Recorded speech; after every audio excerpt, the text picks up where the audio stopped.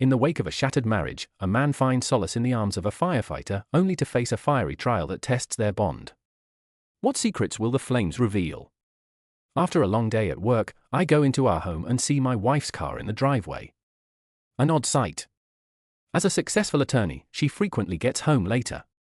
I enthusiastically approach her in the kitchen, wanting to spend some quality time with. "Hey, you are home early." I say that with a smile. My words vanish when I see her seated at the table, surrounded by paperwork. Her look is unreadable. I realize that certain items are missing from the residence we robbed. I inquire, concerned. I approach her, hoping to offer consolation. "Please stop," she ordered. "We have not had a quarrel, and I can't handle your hero saving the day attitude right now. It will just make things harder. Sit." I sat next to her. "What is this all about, Nora?" She pushed a stack of papers at me. "Please read and initial this." I stopped reading after the first phrase. "Dispute resolution agreement." "What?" I exclaimed. "No, I am not. I am going to initial this." "Talk to me. What is this about?" "You are going to initial it?" She stated strongly. "It is a fair compromise. All I want is my car and personal belongings. You receive everything else. The house, the savings, and everything. I will not pursue your retirement account or any other assets. I only want a peaceful resolution." "Why?" I asked. "What did I do to deserve this?" "I do not know," she responded quietly, her voice shaking. "I suppose I imagined I could grow to love you. But as we spent more time together, I realized I didn't feel that way. I apologize." His face became hot and he tightened his hands beneath the table. He mumbled, "This cannot be happening. We live a life together. The future." She shakes her head. "I can't do it anymore. I cannot pretend to be someone I am not. I hope you can find someone who actually loves you." With that, she stood up and exited the room, leaving him alone with his broken dreams. "I've been thinking about this for a while," she admitted, her voice shaking. "I expected to eventually fall in love with you, but that hasn't happened. You deserve more than I can provide. I can't keep pretending any longer. That's why the divorce seems so one-sided." "It's all my fault," she insisted. "Please sign the paperwork and let me go so you can meet someone who genuinely loves you." "Who is he?" I demanded, feeling betrayed. "Who has taken you away from me?" she cried. "There is no one else. There never was. I hope you realize that." When I processed the unexpected situation, an alien emotion overcame me. Frustration. I rarely let rage consume me, and I usually attempted to keep the peace whenever feasible. But this time, it didn't matter. "Let's get this straight," I said as I stood up from my chair. "You do not have feelings for me. But you never did. Do you want to end our marriage yet? You are handing me the majority of our assets because you feel guilty. I'm meant to be the ideal spouse. And none of this is my fault. Yet here I am, holding these documents and feeling as if I am getting the worst conceivable conclusion." She merely nodded, avoiding eye contact and snatching the paperwork. I signed at the bottom of the last page and handed it to her. "Take it and leave," I replied strongly. She paused. "You should read it first." I shake my head.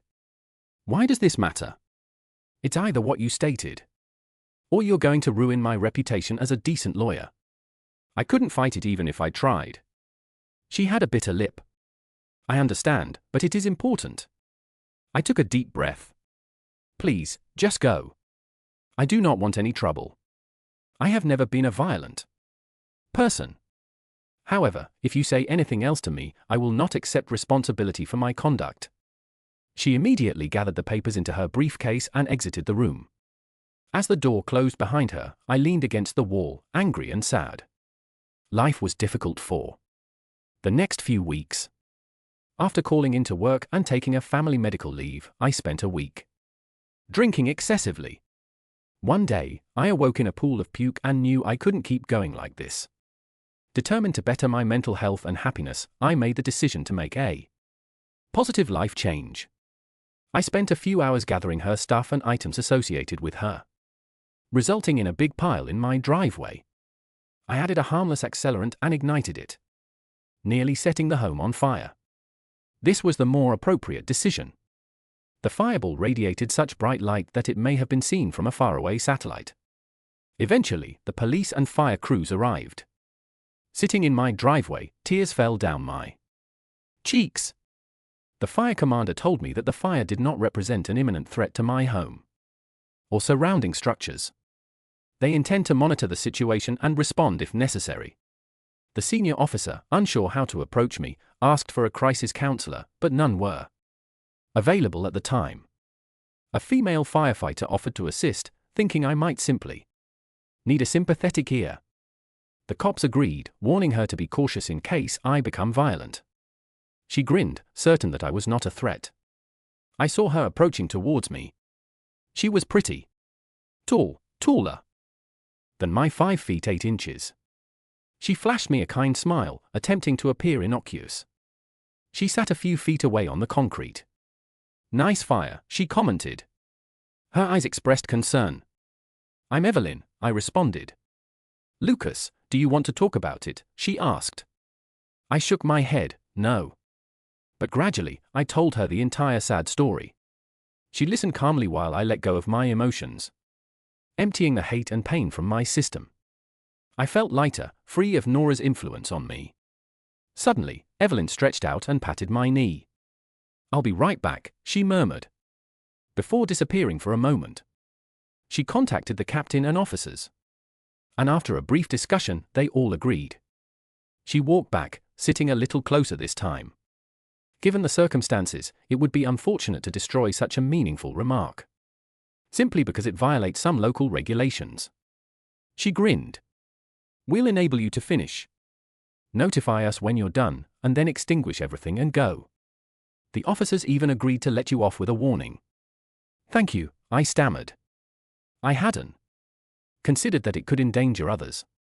She groaned, acknowledging that frustration might accomplish this.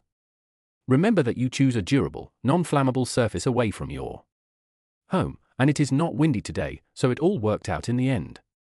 "I got you all involved," I muttered to myself. "I apologize." She waved it off. "Don't worry, I get to see the fire. That's not an attempt to kill me. And it's a nice day, so I'll consider it a win." We sat and stared at the fire until only ashes and bittersweet memories remained. The firefighters doused the remains, and I collected the ash and rubbish cans as a farewell gift. They sprayed down my driveway before departing. Evelyn gave me a piece of paper. "Call me if you need to talk. I mean it." Her eyes met mine, and I understood. "I'm available if you need a pal." I nodded, looked away, felt a tiny blush, and remained silent. Life went on, and I gradually resumed my usual routine. Months passed, and I thought I'd entirely recovered. Little did I know, fate had other intentions. I worked in a downtown office for a small engineering firm. We offered services to businesses that could not afford their own employees. The 8-story building was old and kept us busy with various projects. We were on the 5th story, and an advertising agency occupied the levels below us. One day, an electrical short caused a fire in the ad business, which was filled with papers and other objects. The fire quickly got out of control. The fire alarm was activated, but it only notified the afflicted floor. By the time we were notified, the stairwells were packed with smoke, making evacuation impossible. As I began to descend the smoky stairs, I struggled to see through the near-zero visibility. I was crouching to investigate someone or anything unconscious when I accidentally bumped against them. I realized they'd passed out from the smoke and heat. I wasn't a strong person, yet my adrenaline drove me to carry the body down. I almost made it, but I missed a step and fell, striking my head on a handrail and passing out. I woke up in a brightly lit room. Am I in heaven? After a few while, my eyesight cleared, and I found myself in a hospital room. My headache and throat were both hurting. I attempted to sit up comfortably there. A voice stated, "You've had a rough day." No chatting, the voice instructed. "I will tell you what I know. Then we'll figure things out." The owner of the mystery voice was revealed to be Evelyn. "I was walking up the stairs to check for anyone in need when you nearly knocked me over." Evelyn grinned. "Your dive was excellent, but you didn't point your toes and landed on your head, which cost you points." Despite my discomfort, I couldn't help but smile. "How is she?" I asked, concerned. Evelyn held up a finger. "She's okay in a nearby room. She suffers smoke inhalation and some scratches and bruises." I looked horrified. She took my hand and rubbed it softly. "You saved her life." "I'm simply trying to brighten the mood a bit. I apologize if that came out incorrectly." "You did a nice thing here." I nodded and smiled, happy that she was fine. Since I wasn't supposed to speak, I pointed to her. "Me." And then shrugged. She said, "Why am I here?" I nodded. "I make the room look nicer." She chuckled. And we both laughed, enjoying a light-hearted time. Evelyn apologized. "I have poor comedic timing. I was getting checked out myself and decided to check in on my fellow firebug to see how he was doing. You never phoned, so I was concerned." I pointed to myself and looked perplexed. "Yes, you," she whispered. "I need you to accomplish something. And I do not want anyone else to know." "Why me?" I mouthed back, confused. "Perhaps we are kindred spirits," she replied with a shrug, though not quite the same. "I understand how you feel. I am tall for a woman over 6 feet, even without shoes. All I ever wanted was to be loved for who I am, but instead I was constantly teased. Amazon, Godzilla Beanpole. The list goes on. I've dated a few people, but none of them were really tall. Men taller than me prefer small ladies and shorter men. They are divided into 2 categories.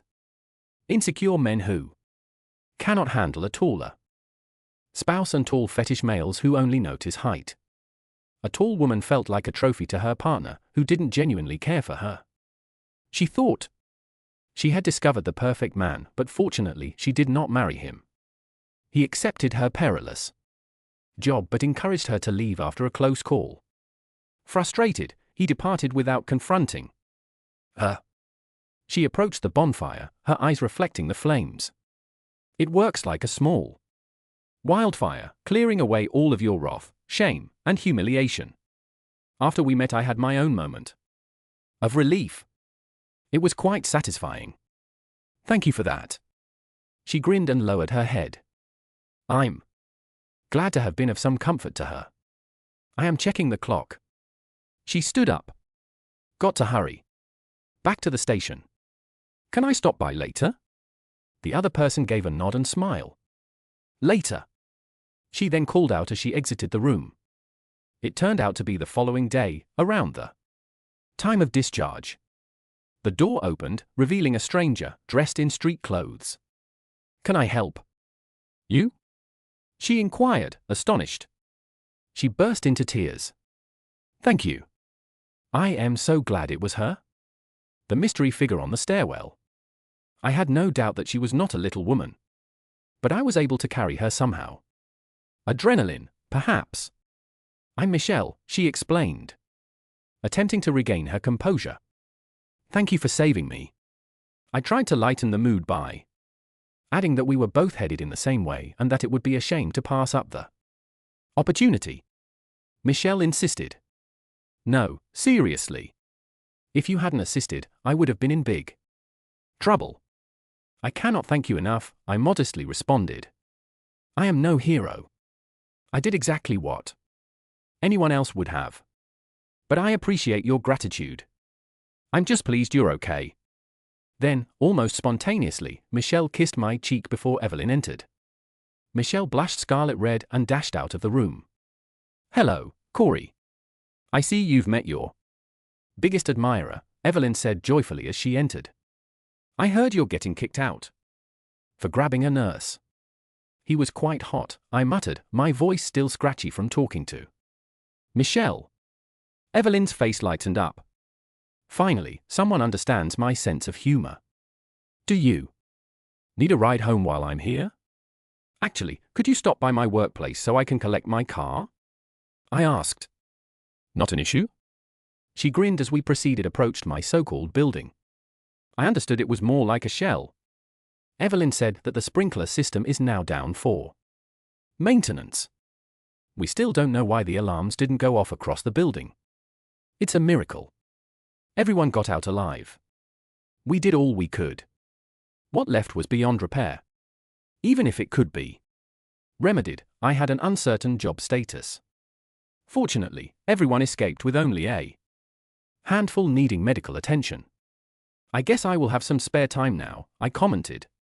Regrettably, I should call my supervisor to inquire about my current condition. Inquire about insurance. She indicated that many people are unaware it covers lost earnings. So it's worth investigating. I said, I will do that. Thank you for the lift and sharing your experience. I'm sorry for what happened to you. But it's comforting to know that I'm not the only one who has suffered difficulties. That's an interesting way to phrase things. She chuckled. Never been referred to as a crash test dummy before. I sorta like it. You're extremely distinctive, Evelyn. I smiled. Absolutely. She playfully nudged my shoulder.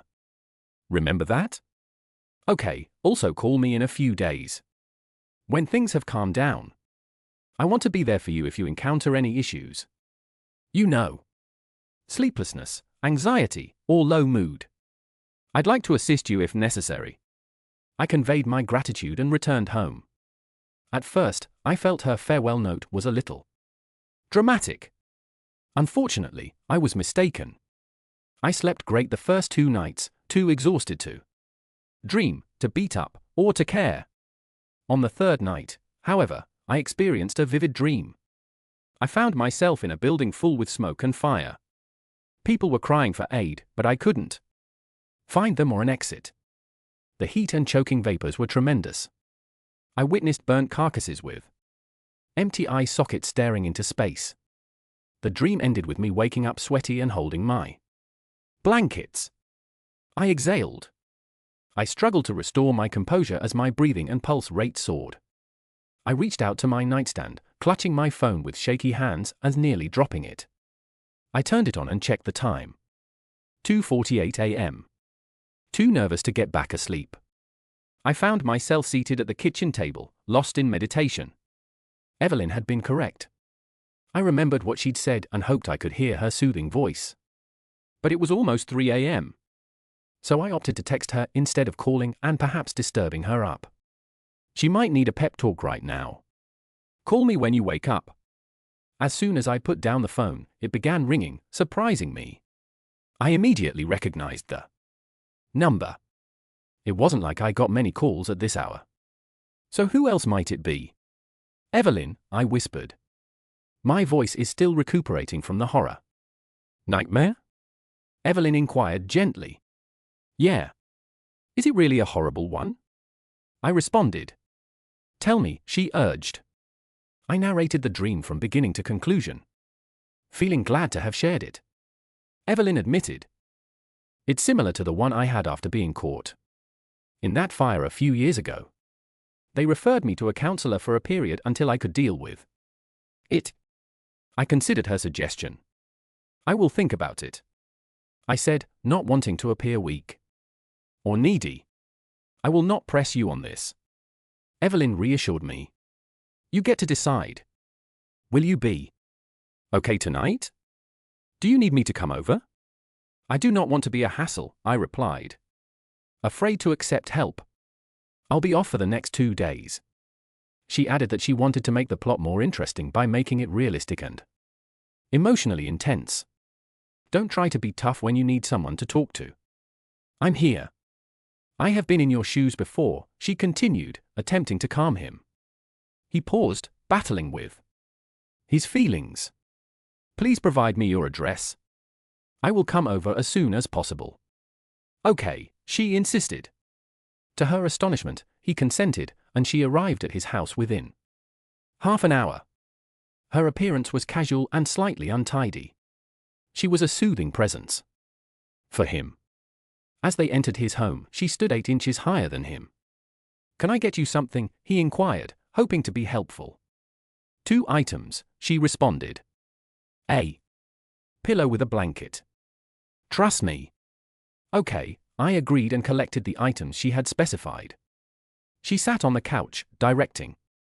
"Lie on your back. Head on my lap. Pillow beneath you." I hesitated but followed her instructions. "Are you exhausted?" she remarked, vowing to keep me from having nightmares. I soon fell asleep, reassured by her touch. When I awoke, it was dawn, and Evelyn was still there, maintaining her promise to keep me safe. While I rested, in a rare personal moment, I noticed her looks. She was undoubtedly attractive. Perhaps about my age. Her hair was light brunette, cropped short for her profession. Long hair can be dangerous. Her eyes were warm and brown, reflecting kindness. She was tall and had a balanced frame to match her height. She wouldn't be considered petite. She was unquestionably gorgeous as she breathed. Her chest moved slowly towards my face. She possessed other desirable characteristics, such as long legs, a toned physique, and a flat tummy. My observations were based on her uniform and the sweatpants she was wearing today. She entered the room, her presence both reassuring and mysterious. Was she really a friend, or was there more to her story? He was fascinated by the gentle and caring demeanor she presented. He couldn't help but think of his previous experiences. His divorce had made him leery of trusting others. Yet here she was, bringing him a sense of comfort and understanding. Evelyn awoke to find her observing him with a smile on her lips. "Sleep well?" she inquired, stretching languidly. "I did," he said, sitting up and copying her stretch. "Thanks." "Breakfast?" She smiled and said it was 2 o'clock in the afternoon, perhaps a late lunch. He chuckled. "Shit, I guess I was more exhausted than I realized," he admitted, recognizing the toll his dreams had done on him. "Those horrible dreams truly take their toll," she explained. "I always feel exhausted for a few days following one." "Have they gone away?" I inquired. "Not entirely," she responded. "They're less intense now, and I've learned to separate myself from them as if watching a movie. It's still upsetting, but less terrible." "Was that why your guy left?"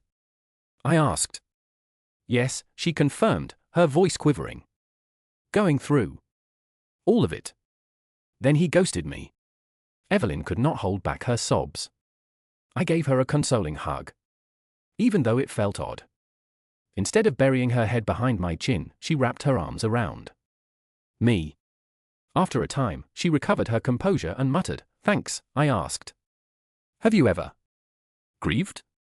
She responded, "I was too busy fighting my nightmares with a hint of bitterness," she said. "It messed me up pretty good." I informed her that I am not a violent person, but I could have taken him down without feeling guilty. She said, "He didn't care about you. He fled away like a coward. You deserved much better. We both need that closure." She muttered, her voice full of emotion. "I envy you having your wife's explanation, even if it still hurts. I want my chance to confront him and tell him how much he damaged me."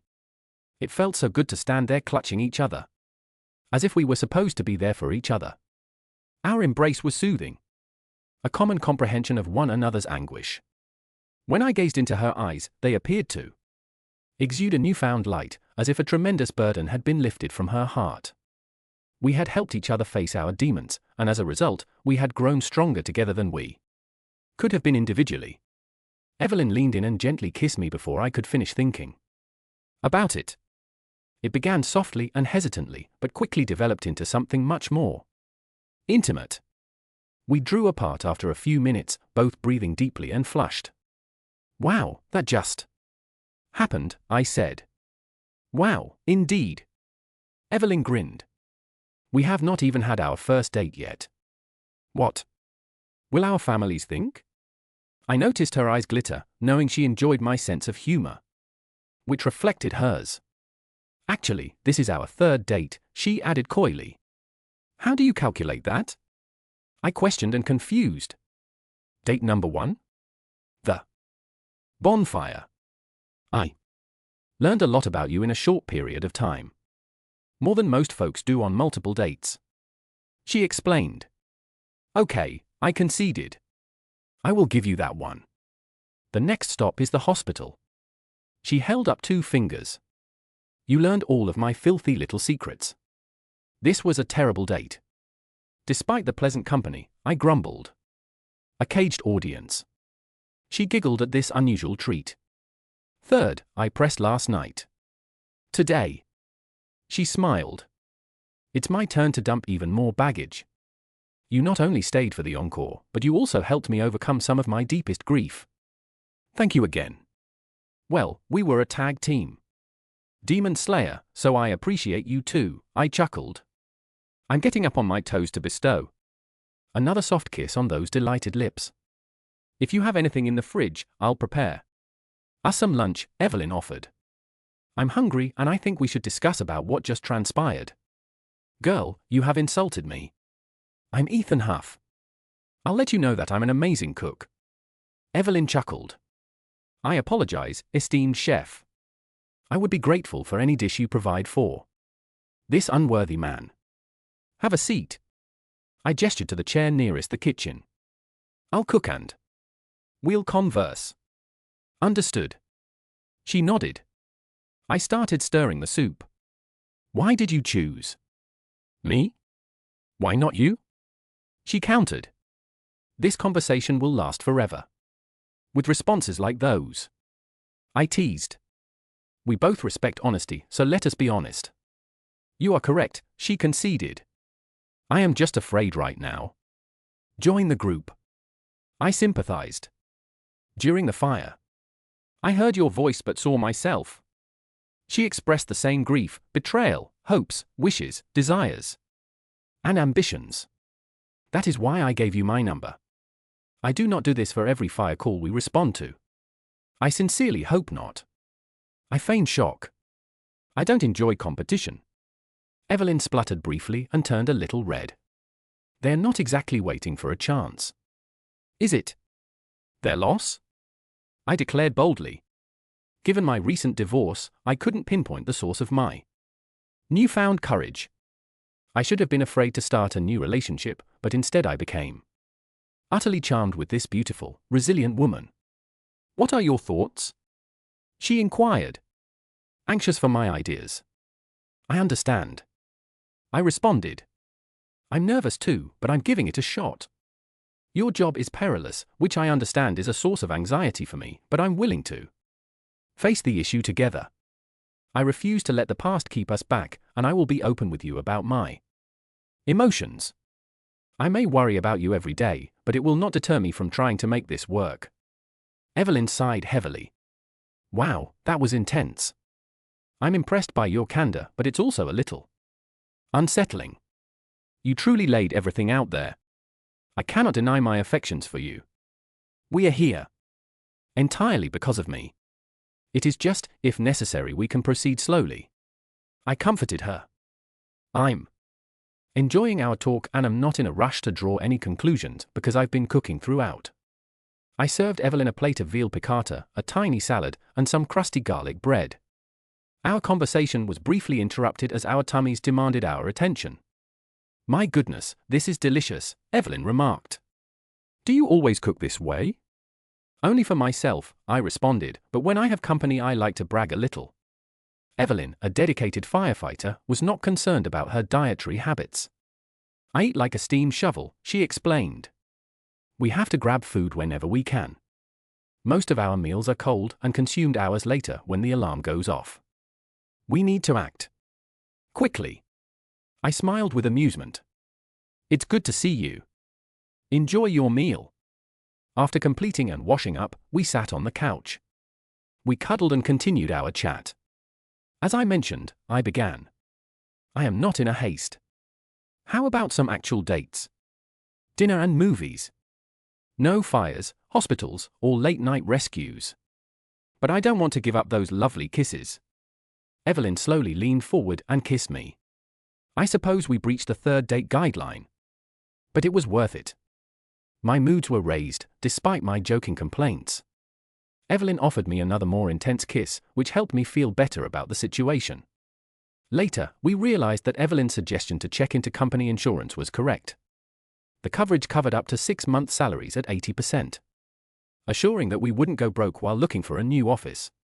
Our supervisor assured us that he had a trusted realtor working on the issue in less than a week. We learned about the fire. Dating was a strange notion to me.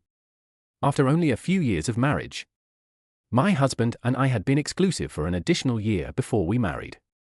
It wasn't until that time that I realized Nora and I hadn't really dated. She just appeared and seized control of our relationship. Our relationship deteriorated after we married because she made no attempt to maintain it. I was the person who was most invested. Spending time with Evelyn reminded me of how dysfunctional my marriage had been. I had not recognized the problems until everything fell apart. We were having supper at a fine restaurant one evening, talking quietly while we waited for our main meals. Our conversation flowed smoothly, covering a variety of themes. "I have a question," I lifted my brows, making her laugh. "What is it, Evelyn? What is it short for?" I inquired. "Wilhelmina?" She responded with a straight face. I hesitated before she let forth a contagious laugh. "It's Evelina Andrina," she continued, frowning. "Nearly as awful." "Is this a family name?" I questioned. "Great-grandmother. She was the first relative to arrive here from an unknown European country. I believe they are now part of Russia. Lucky me. At least you weren't named after Catherine the Great." I was joking. "I like the name." She smiled. "Why?" "Rumor suggests she had a romance with her horse," I added. She grimaced. "No dessert for me, then." "So, why Evelyn?" I asked. "Curious?" She smiled. "The guys at the station began calling me that as a joke because it is a guy's name and shorter than my full name. Evelyn Andrina. It sort of stayed once I became one of the guys." She laughed as she recalled the memory. "They were initially hesitant, believing I was incapable of handling the situation, but I've showed them that I can keep up with anyone." "What was your childhood nickname?" I continued to inquire. She paused and blushed slightly. "I'd rather not say, it's too girly for me," I chuckled. "From where I'm sitting, you're a girl and a lovely one at that." She blushed even more, attempting not to chuckle at my remark. "Tell me, please," I inquired with curiosity. Mumble came the ambiguous response. "Once more, for the hearing impaired," I asked gently. "Lexi." "They are glad," she said with a glare. "I am," I grinned, relishing the basic conversation. "Gorgeous name for a gorgeous girl. Could I call you that?" "Only when we are alone," she cautioned with warning in her eyes. "The boys don't know. And if they find out, I will never hear the end of it." A few weeks later, after sharing a delicious supper I had prepared, Lexi and I were curled up on my couch, enjoying each other's company and exchanging a few passionate kisses.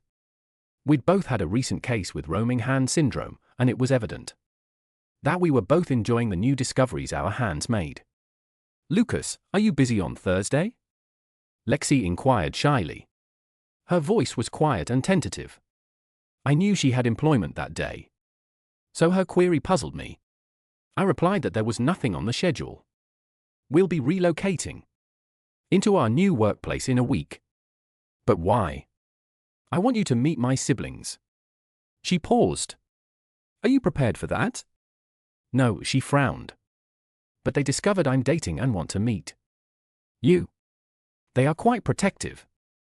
Your wide smile and strolling slightly off the pavement may have given it away. It's bizarre." Lexi swatted my arm in a friendly manner. "This is a major thing to me.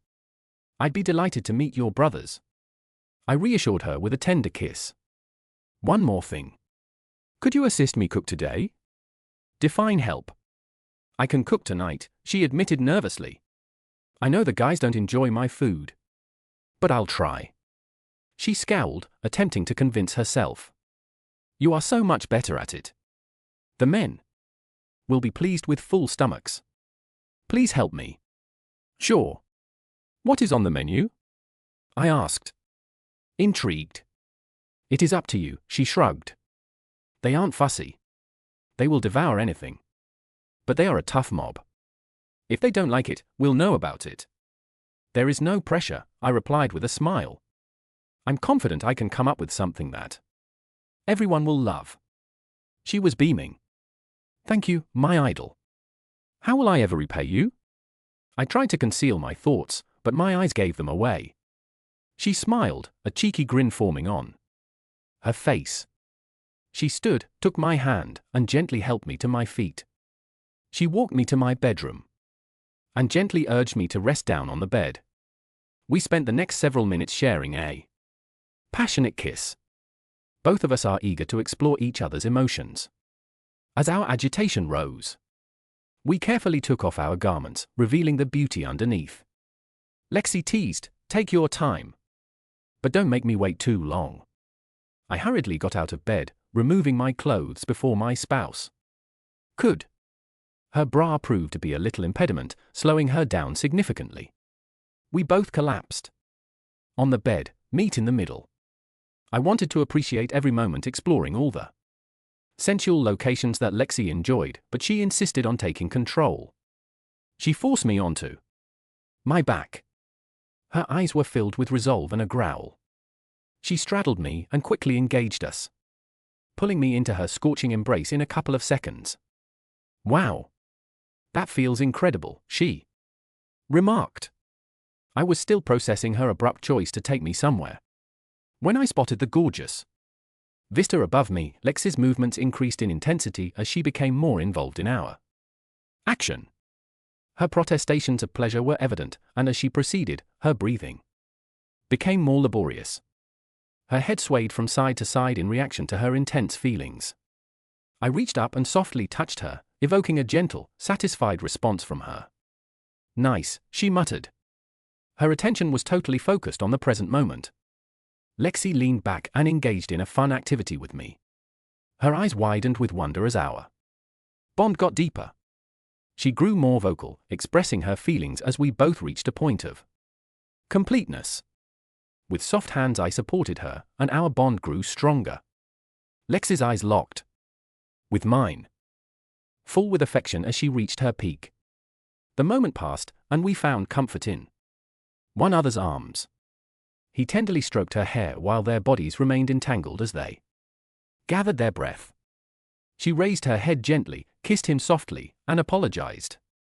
Sorry, I got carried away, he smiled, acknowledging that you hadn't done anything I hadn't considered for a while.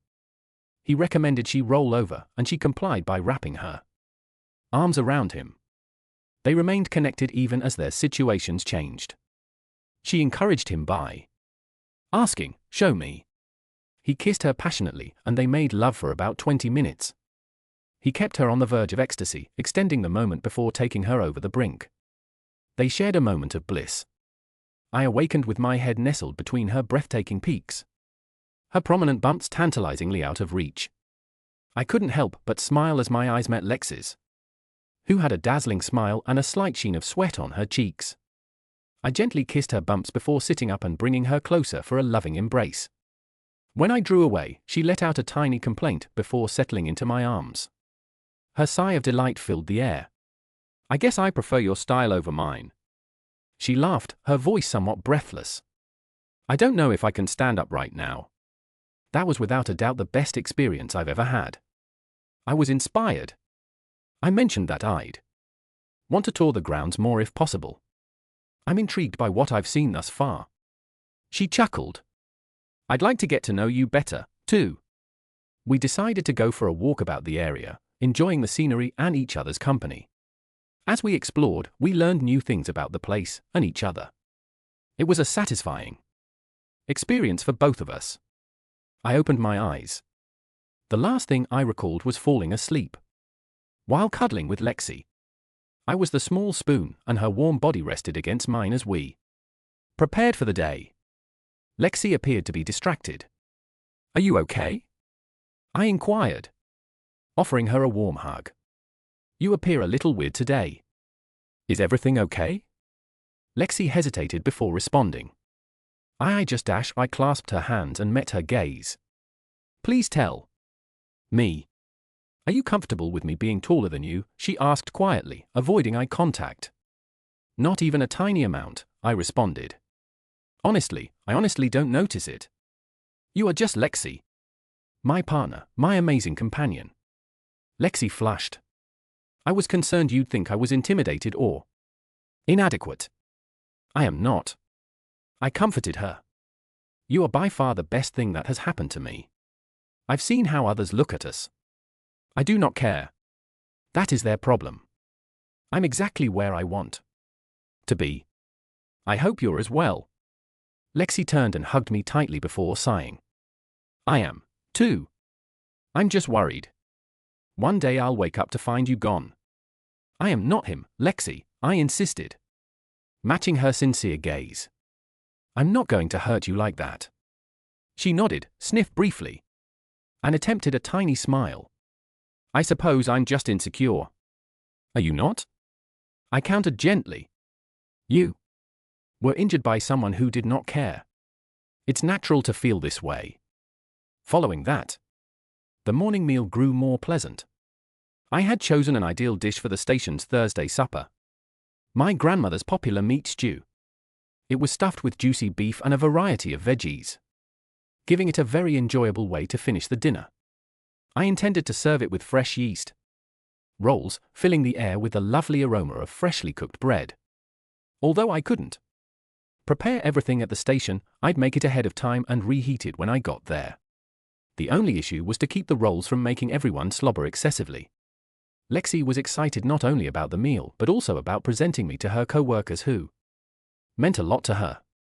I arrived around 4 p.m., intending to have dinner ready by 6. 2 gallons of stew filled a container in my car, for rolls resting in a basin ready to be shaped and baked. Lexi greeted me as I parked, her grin radiant. Hello, Corey, she said shyly. Evelyn, I grinned back. Nervous? She was worried. The boys have been teasing me all day. I set down the stew pot and hugged her. She clenched and then relaxed. They care about you. Remember that? Lexi sighed. I just don't enjoy the attention. After Evelyn had collected her thoughts, she helped me bring in the food and gave me a brief tour of the station before returning to the kitchen. She directed me to the necessary supplies and assisted me in making the rolls. We then entered the day room, and 11 people turned to stare at us. They stood together and introduced themselves. A couple people exchanged strong handshakes, while one Parker gave me a cold glare. Finally, Captain Walter Shaw introduced himself, asking to be referred to as Capital. He greeted me kindly and showed his appreciation for my cuisine. We admire Evelyn, he explained. However, my food is not much superior than hers. Some of the guys can barely boil water. We're excited to try what you've brought. I admitted that I'm not a gourmet cook. Only meat stew and yeast buns. Not fancy. But I hope you like it. He laughed. You could serve ketchup on cardboard in this. Crowd would devour it.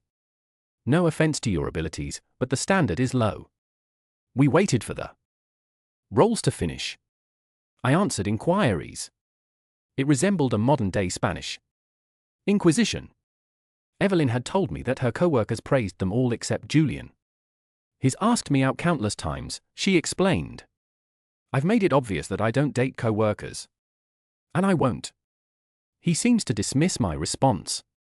Even outside of work, I would not contemplate dating him. He's pretty arrogant and possessive in his previous relationships. Will he cause any problems? I inquired. Probably not, Evelyn responded. There was some nice banter among the bunch, with a few jokes about our height differences. It stayed humorous and respectful. Until Julian made a comment. Are you all short? He cynically inquired. I mean, a girl has needs. Evelyn and a few others in the room turned their heads at his remark. I was one of the shorter men in the room, but not by much. The captain's height was around 510. Most of the others were not much taller. Julian was maybe 6 years old, so he wasn't exactly NBA material. What have you said? Evelyn's voice trembled when she got up. I gently dragged her back into her seat. I received this, I whispered. Julian, was it? I inquired.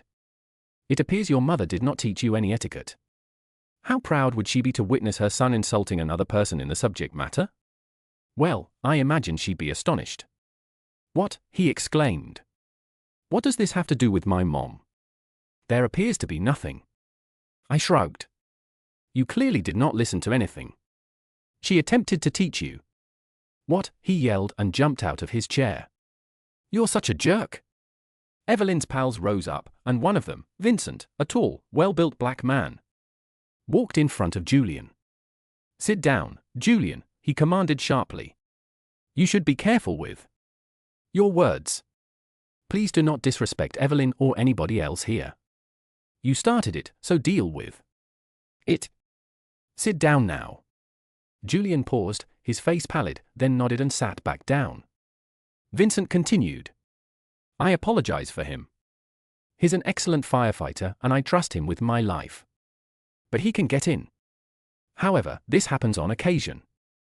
The others chuckled and agreed, confirming Julian's low popularity.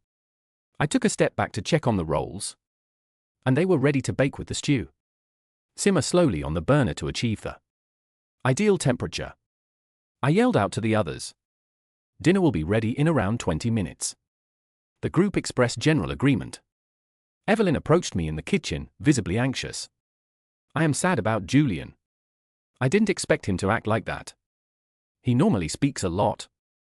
But I have never seen him disrespect someone like that. I smiled reassuringly. Do not worry about it. I've dealt with folks like him before. It's probable that he has the lesser equipment. Evelyn chuckled. At least you are confident in your ability. I smiled, mocking her. Thank you. I am grateful for your support. She gently nudged my shoulder before wrapping her arms around me. You never cease to impress me. I had your self-assurance. It's all about how you see things, I said, after my ex snapped. I wasn't really confident. I was devastated and questioned everything I did. Can you alter that for me? You made me realize I was not the problem. I enjoy who I am now. And I am pleased with how I look. If someone has an issue with that, it is their responsibility, not mine. I no longer allow others to determine my feelings about myself or my loved ones. You've given me strength I didn't know I had. Lexi got red and held me close. Her eyes were gleaming with tears. You have done so much more for me. But he could have harmed you. He has a temper. A possibility, I stated. I discovered a couple techniques to deal with loud folks, but I wanted to provoke Julian and shame him in front of his pals. It's an excellent approach to silence individuals like him. They rely on how others perceive them. However, this can be easily exploited. I expected someone to intercede. It was a dangerous move, but you all appeared to like the excitement, so I remained hopeful. Plus, you're like family to the majority of them, so I knew they would care about you. But what if I said I didn't help? She asked. I know a few tricks. I laughed. Unfair ones. You cannot battle someone who is bigger than you fairly. In the worst-case scenario, a swift punch or knee to the crotch would end the fight for him. No, that was unnecessary. It occurred several times during high school. The oven timer went off, so the discussion diverted temporarily as I served the dinner. The lads enjoyed the dish with enthusiasm. Rolls were also a hit. As we ate, I noticed Julian was absent. Cap mentioned that and sent him to his room. He chuckled. This is not the first time his statements have gotten him into trouble. Do you mind if I take him some stew? I inquired. Cap lifted his eyebrow. Why? Would you want to do this? I expected to feel angry after hearing what he said. Cap shakes his head. No, I did not expect that. I know you don't carry grudges. Cap shrugged and added. I believe in returning some kindness. I picked up a tray and respectfully excused myself. I observed Vincent and a few others following me, quietly offering backup if necessary. As I entered the bunk room, I noticed Julian sitting on his bed, looking downcast. I stated that the captain had indicated I could bring you something to eat. Go away, he responded curtly. Fine, I replied. I will leave the food here. I hope you enjoyed it. Whatever, he mumbled. Cleaning up was simple. They all wanted to help Evelyn. Can he cook for you every time? Leave the class, the clown humorously requested. I liked him. Evelyn scoffed. I see how I rank. Around here. Hey, you are 6th out of 12, Oliver chuckled. That is not awful. Besides, I'm 11th. You have to accept that he's better than any of us. Even Garcia, whose family runs a restaurant. He is good. Evelyn giggled. He is going to make me obese. Evelyn stabbed a finger into Oliver's chest as he noticed the expression on his face. Get those impure thoughts out of your head. Julian is already awful enough. I don't need you to leave. He raised his hands in surrender. Didn't say anything. He grinned. It is none of anyone else's concern what I am or am not thinking. The next night, Lexi arrived at my house approximately 20 minutes after I got home from work. We were still moving into the new workplace and things were chaotic. So I wasn't interested in cooking. We chose to eat at a nearby Mexican restaurant, the one that the Garcia family happened to own. The lunch was great and the entire family stopped around to talk with Evelyn, who couldn't help but notice the new guy. He thanked me for cooking for the station and Lexi complimented my culinary talents. The guys all love you, she remarked.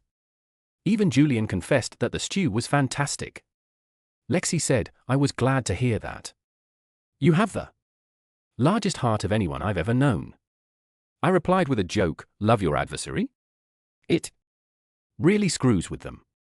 Lexi burst out laughing and we proceeded to have fun together till we arrived at my apartment. Lexi's expression became serious once she was inside. You know, they want me to cook for them at the appropriate times, she stated strongly. Is this a problem? I asked. I would gladly do it. It's roughly once a month, correct? She nodded. It is not about that. So what is the issue? I questioned. They like you more than they do me. She pouted. If I had to fight a fire with them, I'd run screaming. I was joking. I couldn't picture myself deliberately facing a burning building.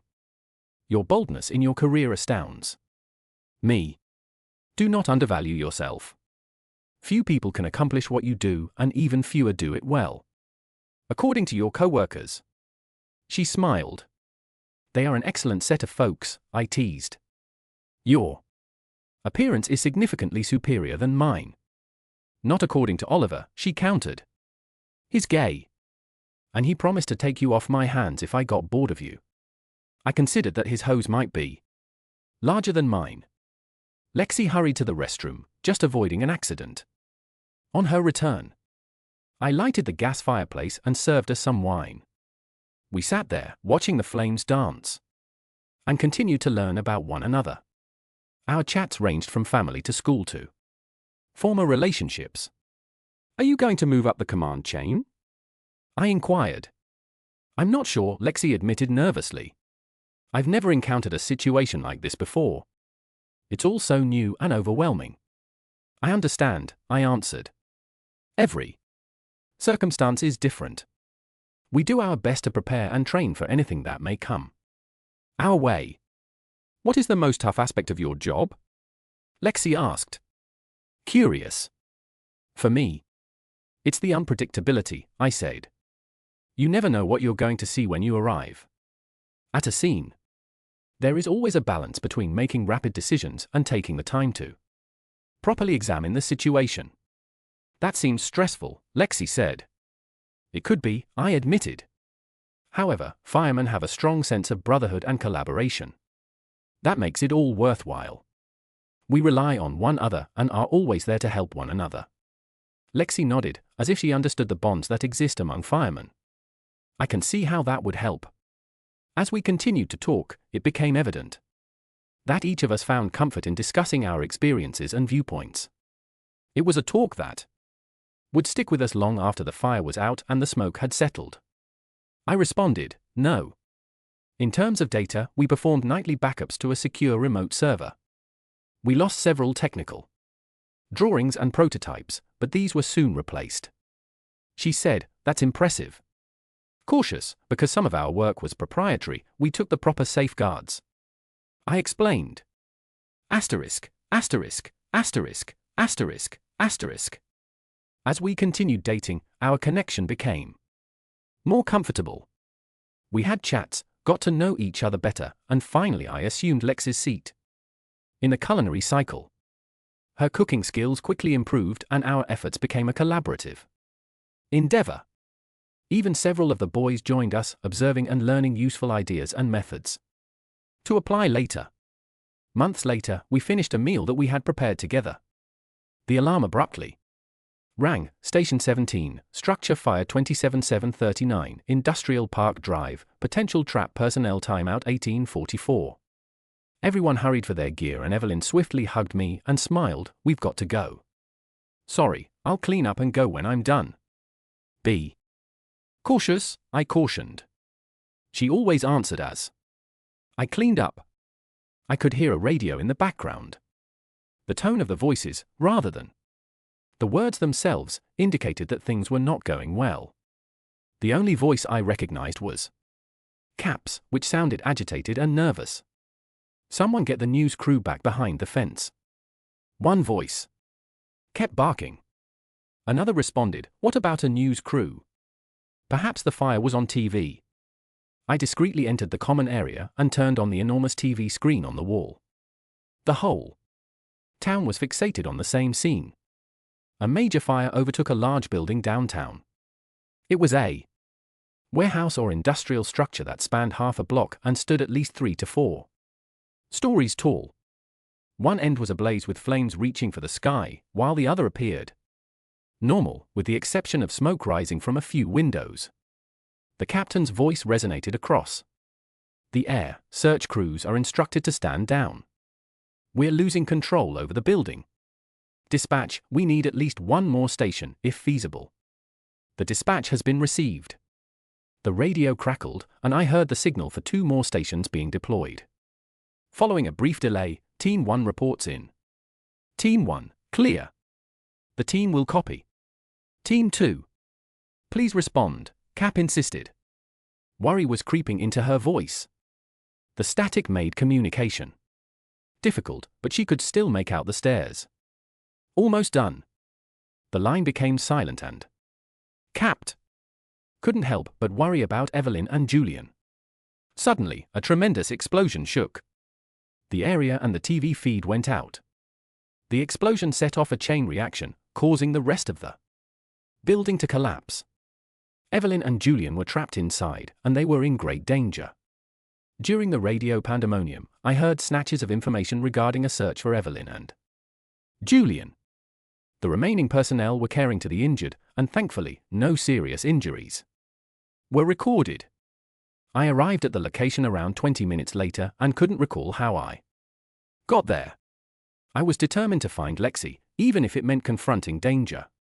As I charged toward a flaming structure, 3 of Evelyn's brothers attempted to stop me. Lexi is in there. I need to find her, I exclaimed, straining with them. She cannot die. I need her. Corey Oliver gripped my arm, his eyes wide and determined. Stay here and be safe. We will find her and Julian. We will get through this. I understand it's difficult, but we can't let anything happen to you. Evelyn would be outraged if we allowed anything to happen to you. Leaves make an attempt at lightning. The mood was light, but I appreciated the effort. I grudgingly allowed them to take charge. Cap stayed by my side and relayed whatever important information he got. The radio talk was unrelenting, a cacophony of voices that appeared to mix into a single incomprehensible noise. Then, amid the commotion, 2 words broke through the static. I found them. Repeat, we found Team 2. The radio hissed once again. We need medical help. Stairwell. Immediately. I attempted to approach the stated place, but Cap grabbed my wrist hard. You cannot do anything right now, he said. I nodded, feeling dejected. My thoughts raced. About whether they needed a medical staff. Someone got injured, but maybe it was better. If they didn't need one, everyone did. I put those thoughts aside. No, Evelyn. Lexi. Fate couldn't be so cruel as to gift her to me only to rip her away so fast. I loved her, but had not told her yet. Please, God, grant me the chance to tell her before you take her. I begged, pleaded, and prayed, trying everything I could to persuade the cosmos to listen. Cap had to poke me several times to get me out of my stupor, Corey whispered. They're taking her away. She was injured and unconscious, but her pulse remained constant. Unfortunately, there wasn't enough room for you to ride alongside her. They were still treating her. Injuries. I'm overwhelmed with emotion. I sank to the ground and wept. My mind raced like a ping-pong ball in a furious battle. She was alive, but injured. I felt a mix of joy and despair. Cap helped me get back on my feet. Let's go, he responded, not really comprehending my anxiety. What about Lexi? I stammered. I need to go to the hospital. She needs me. I need her. I need to know if she is going to be okay. Evelyn turned to him, her eyes wild. Evelyn? She repeated, her voice trembling. Yes, Evelyn, he said, trying to remain calm. Who else did you believe I was talking about? Her voice wavered as she asked. You called her Lexi, he remarked, attempting to hide his delight. I didn't, she exclaimed, her cheeks going red. Then she realized what she'd done. Please forgive me, she whispered. Please forget. You heard that, she pleaded. He nodded, attempting to keep a professional demeanor. Cap was one of the better ones. He always made sure to treat his patients with care and compassion. After they had concluded their examinations, they determined she had a slight concussion, a broken left femur, and crush injuries to her thorax. However, there were no broken ribs, and her body was primarily damaged, but she will recover. Despite the staff's concerns, she would endure excruciating pain for the following few days. I waited patiently till she was in her own room. I became a constant presence there. They tried to argue that I wasn't family, but her brothers intervened and insisted I stay. The matter was settled. Eventually, only a few employees and I stayed, hoping for some quiet time. We were mistaken. I was sitting near Lexi's bed, half sleepy, when the door swung open. Lexi's heartbroken parents entered, led by a stern-faced man. They were unmistakably her parents since they looked so much like her. However, she hadn't said anything about them. My baby, she wailed, clutching Lexi's motionless body. It took her a time to realize I was standing nearby. She took a step back, her eyes widening. Who are you? Corey? I introduced myself and extended my hand. You must be Lexi's mom. She scrunched her brow. Perplexed. I am. But you aren't one of them, right?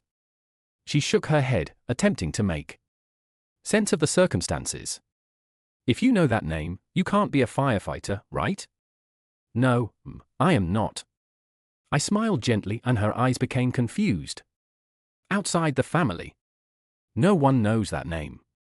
Even yet, only a limited few are permitted to use it. She described her family's secretive nature. Who are you to her? I was surprised by her lack of information about our connection. I had heard that Lexi's parents were not pleased with her profession decision.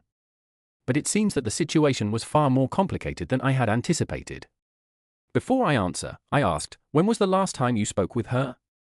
She dropped her head and sighed loudly. We had a disagreement shortly after he left her. Damn you, woman, you took his side, her father spit. I know, Raymond, she wept. So here we are again. Except this time, she was harmed. I don't want to lose her the next time she's our child. It is not our choice. he responded fiercely. We raised her to be strong and independent, able to think for herself. If this is what she wants, you must back her. You two must repair this before it's too late. He turned to extend his hand. I'm Raymond Granger, Lex's father. Is this Linda Allred-Miller? He smiled, his eyes shining with warmth. I already know who you are. I spoke with Lexi just yesterday. He chuckled and shook his head. Unfortunately, Lexi and Linda have a stubborn streak that comes from the Byrne side of the family. I grinned, feeling privileged to have finally met them. Nice to meet both of you. Linda looked startled, as if she had been struck by a pole. Yes, sweetie, Raymond nodded. She still speaks to me. I may not agree with everything she does, but I do support her. Well, you know. Linda hung her head. Shame was clear in her eyes. She looked up at me. Are you her boyfriend? I nodded to reassure her. Please do not harm my baby. I can guarantee you that is not my objective. I responded truly. Lexi and Linda had a falling out, but when Lexi was harmed, they recognized the necessity of making amends. The doctor described Lexi's injuries and rehabilitation process. Linda was emotional and determined to work things out with Lexi. Corey, a buddy, recorded their contact information and promised to keep them updated. Lexi awoke the next day after an extended period of unconsciousness. Corey was by her side, holding her hand beside her brother's. Lexi opened her eyes to see Corey. She felt disoriented and wanted to know where she was. Corey soothed her and advised her to relax. Lexi smiled weakly, acknowledging that they had both gotten out of the situation. Almost, I responded. They eventually dug you out. Her gaze met mine, and I knew she understood. Julian had not survived. Lexi's salvation came from the tight area beneath the steps. Hardly big enough for one person. He pushed me under there. Lexi admitted as her tears flowed. I noticed the expression on his face. He knew I was holding Lexi while her brother stood at her side, offering comfort in their shared sadness. Her weeping eventually stopped, and she fell asleep. The medications ensured that consciousness remained transitory for the foreseeable future. Lexi's eyes flickered open every now and then. I was there. I promised to stay by her side till we could talk. Her eyes was filled with fear. I'm wondering if I ditch her as that man did. I promised her I wouldn't. Lexi became more lucid after 3 days and was awake for portions of the day. It was time. How do you feel? I inquired. Like a building crashed on me. She moaned. I leaned in and lightly caressed her forehead.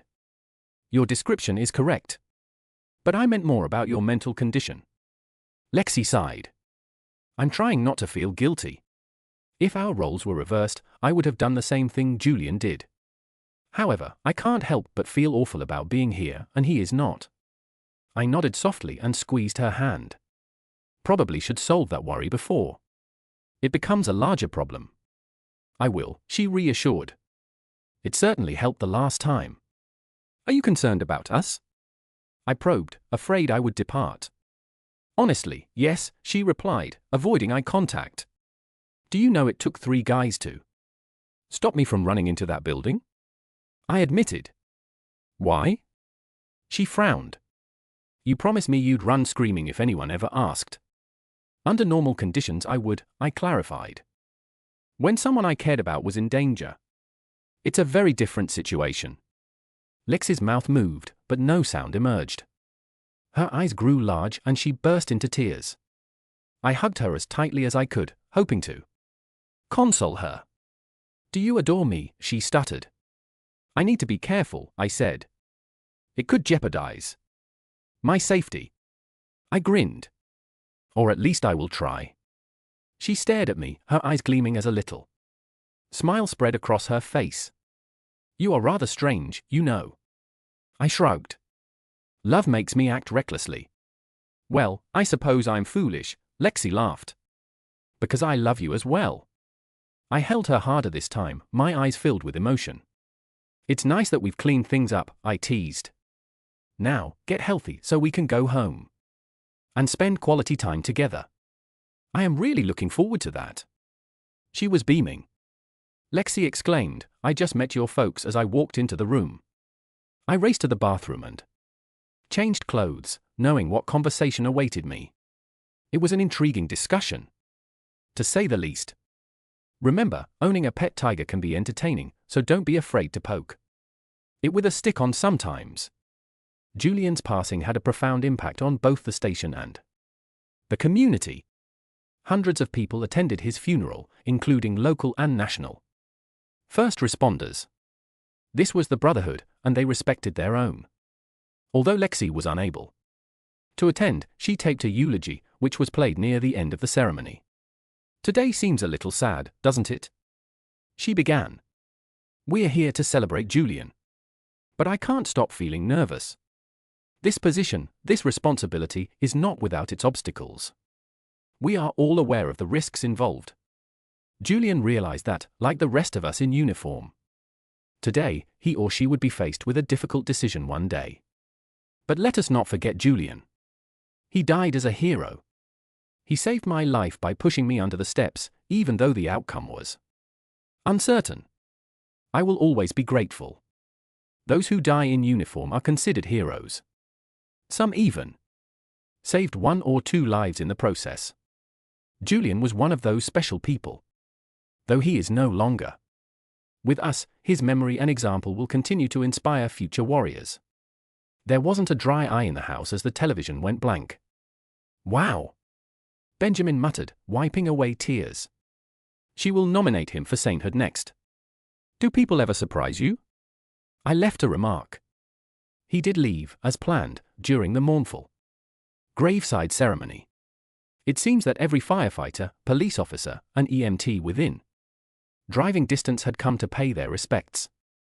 It had been nearly 40 years since the fire department had suffered a casualty, so it was critical that everyone involved bid Julian a proper farewell.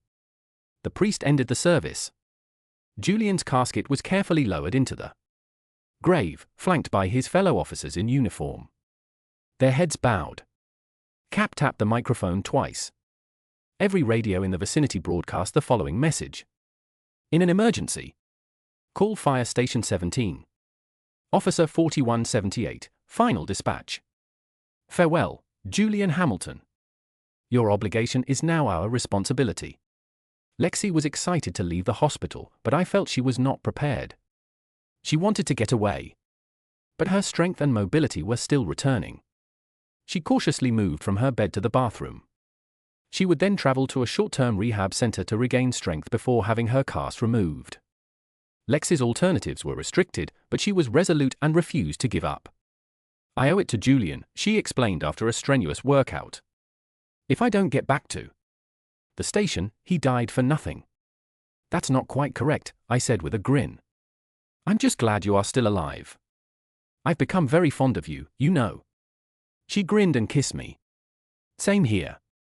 Getting Lexi back in shape was never an issue. She worked harder than the rehabilitation team had ever seen. They joked about withholding recertification if she didn't calm down. She did not take it. Well, assholes, she mumbled one night when I visited. They're simply looking out for your best interests. I comforted her. Yeah, I understand, she exhaled. But I still dislike it. You can do it. I encouraged her and kissed her cheek, overcoming obstacles.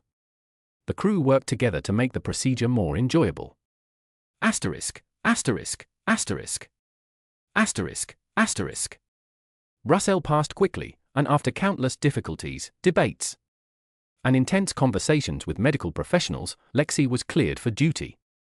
Once more. Her first day back was filled with both happiness and melancholy.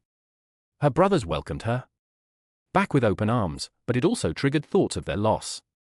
Captain approached her shortly after she started working and offered her something.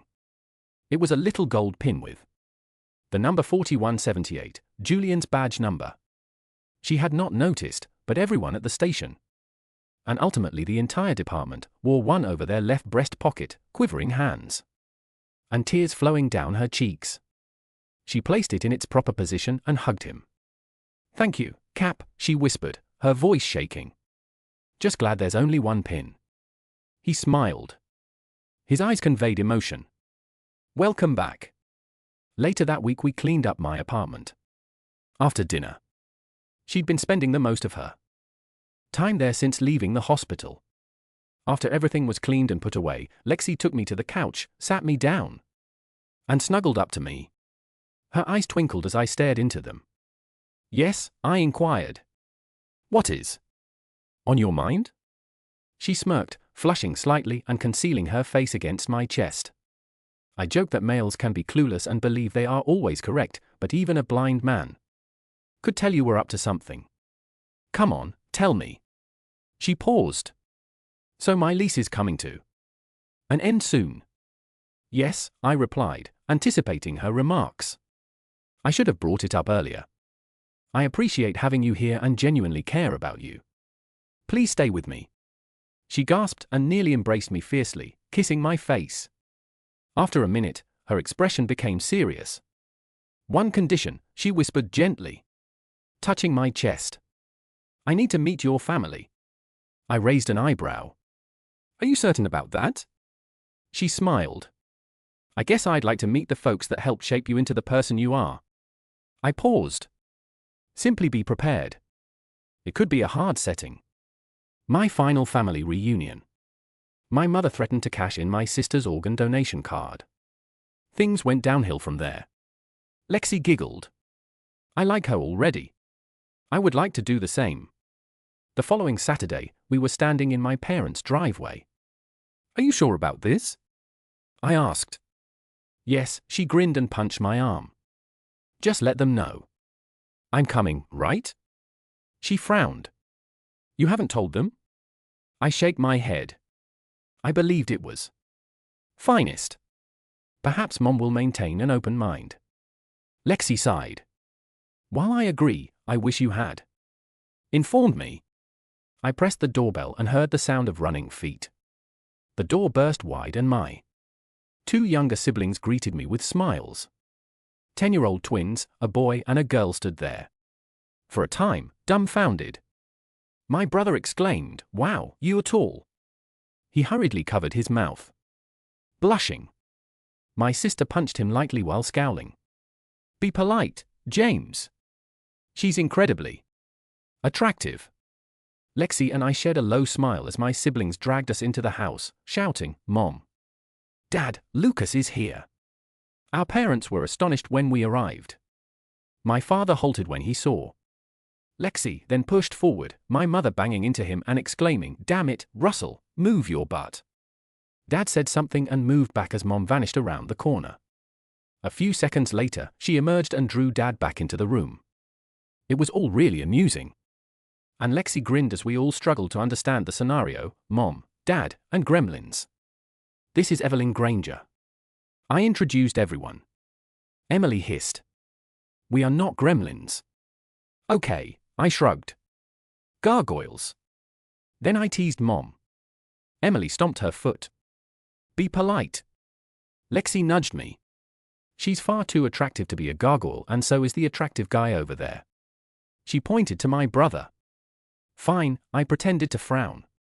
"Emily, James, this is Evelyn." Lexi smiled pleasantly, immediately making a positive effect on the younger ones. "I'm Russell, this person's father." He jokingly hit my head. "My wife, Melissa. We didn't realize you were coming." Lexi apologized. "I just found out a few minutes ago, didn't he tell you?" Dad chuckled. "A beautiful girl is always welcome here."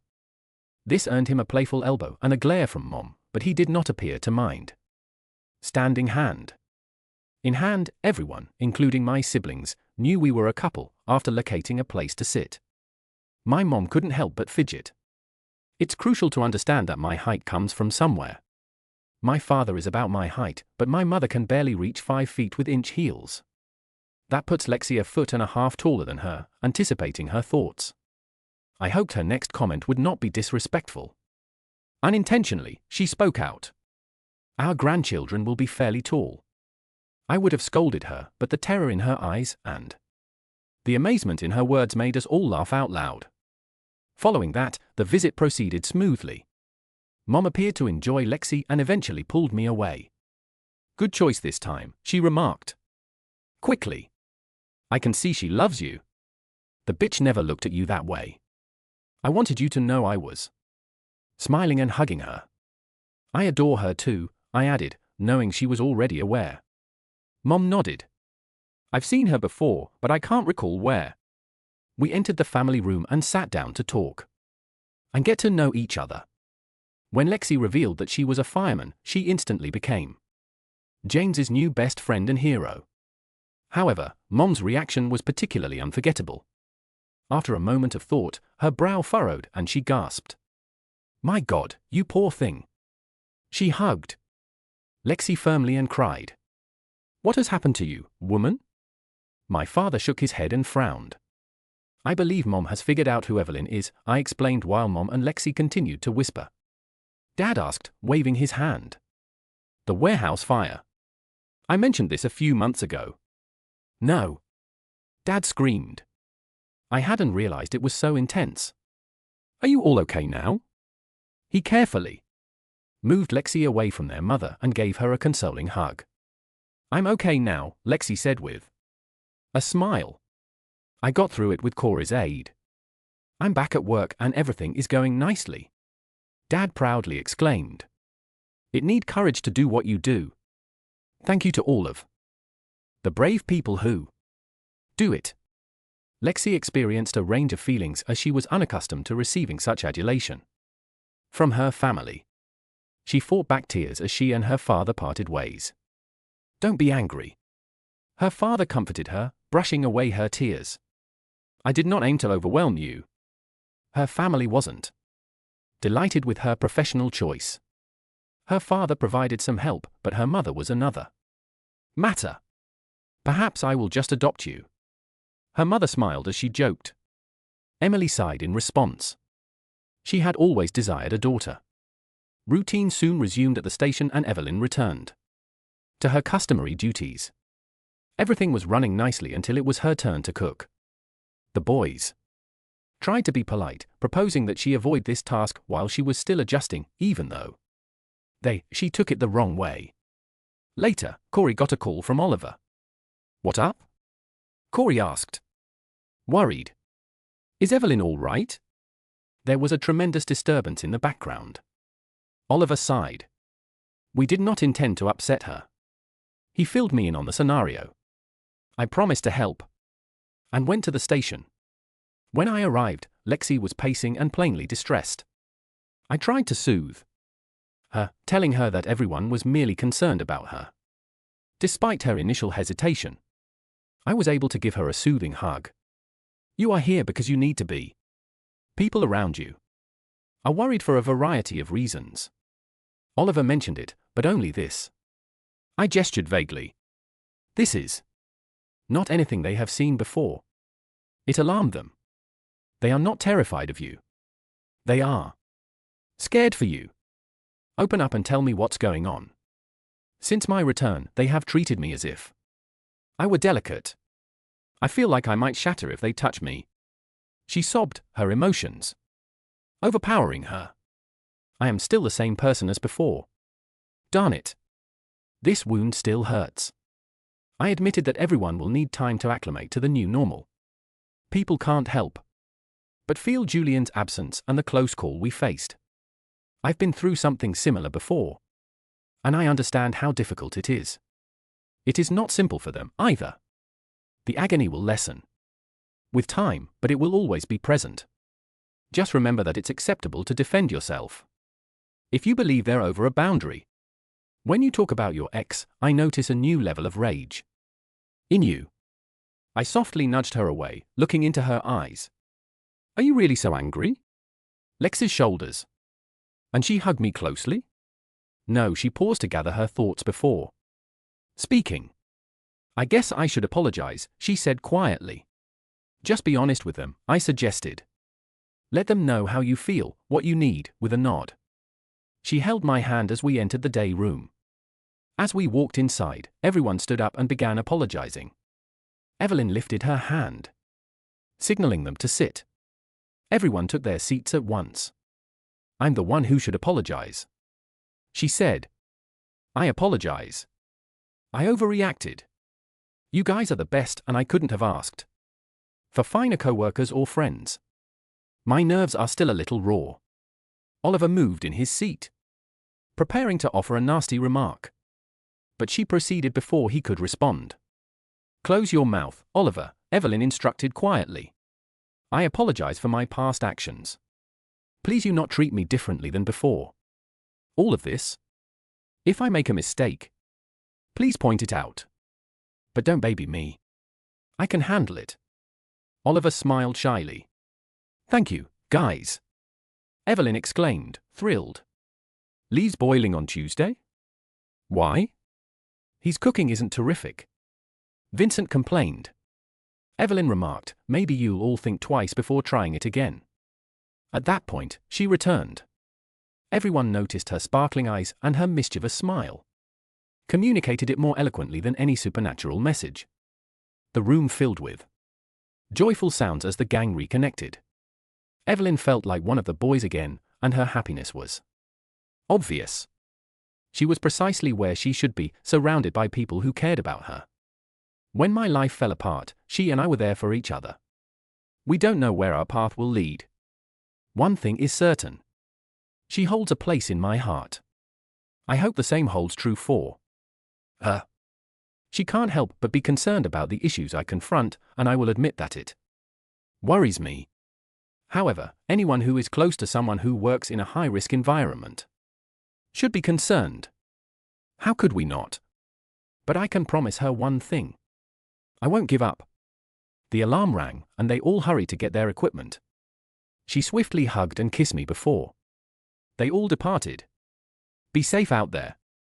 I urged all of you, even you, Oliver. Thank you for listening to today's stories. If you enjoyed listening, please like and subscribe if you haven't already.